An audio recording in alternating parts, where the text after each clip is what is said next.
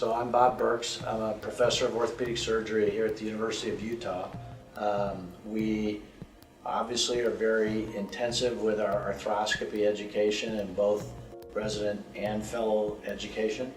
And so that's why the simulator here is, for me, something that's important. We have a commitment to arthroscopy and education because clearly the problem with education is in the operating room it can be slow, tedious, inefficient, and to have a means of doing a better job of practicing, a better job of going through the steps and skills outside the operating room enhances learning within the operating room.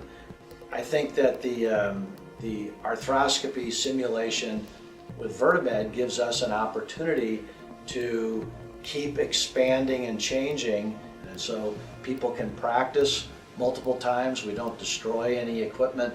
It can be done over and over. We can measure a lot of things about it. So I think it may not be the only way, but it's a very unique way to try to enhance resident education and make it something that they can do somewhat on their own at times, try to get better, more efficient, and we can monitor that progress.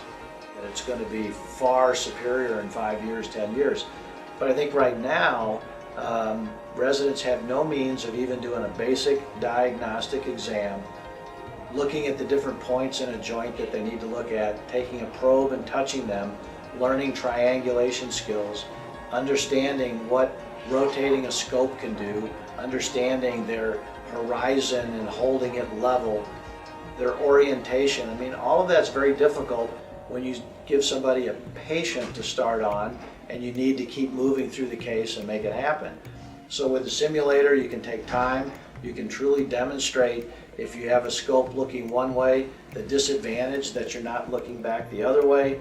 You can really practice triangulation skills, change portals, look at the joint from a different approach, and I just think that can't really even be simulated well in the operating room.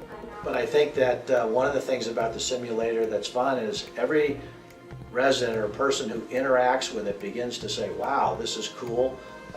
This is really pretty much like looking in that part of a knee or a shoulder. I can move instruments around, see them move, and I think that, you know, let's face it, if you're trying to teach, if you can make something fun, give feedback, make it a challenge, that makes people want to practice more. And I think that's a good step. If it's burdensome, if it doesn't give them what they want, if they don't have good feedback, doesn't seem lifelike, then I think it's not going to be used.